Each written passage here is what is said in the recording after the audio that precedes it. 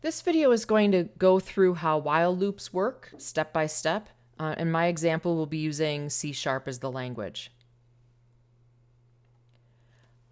A while loop has a few different parts. The first part of it is to create a counting variable and set the starting value of it, typically. Then you've got the word while, and inside of the parentheses, it will check to see if the statement inside is true. If it is, the loop will run.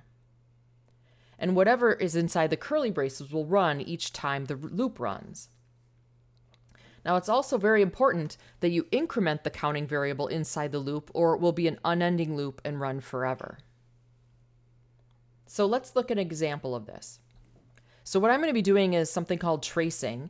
So if you notice down below here, I've got what's going to simulate what my console output will be, and also what the value of I will be. So the first thing here, the code would hit, it would be setting an integer called I, and it's setting it equal to 1. Now it goes to this line, and it checks to see if the condition is true. And in this case, is I less than or equal to 5? Well, I's 1, so yes, it is. That's true. So then it'll go inside the curly braces and run whatever's there. So the first thing it's going to do is debug log I. And since I is 1, it writes 1. The next line, it's incrementing the counting variable. And once again, this is really important to make sure that we're able to get out of the while loop eventually. So if you notice, I plus 1, so that's 1 plus 1, and it goes into I. So now the value of I is 2. Then it goes back up and checks again if the condition is true. So 2 is still less than or equal to 5.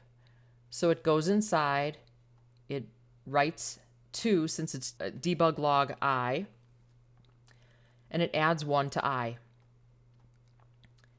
Checks again. Is 3 less than or equal to 5? Yes, it is. So it writes the value of I, it adds 1 to I, checks again. 4 is still less than or equal to 5. It writes it, adds 1, checks again. Okay, so is 5 less than or equal to 5? It is. That's still true. So it writes it, adds 1, and then it checks again. Well, now the value of I is 6, so it is no longer less than or equal to 5. And since it's no longer true, it will exit the while loop and continue on with whatever code you would have.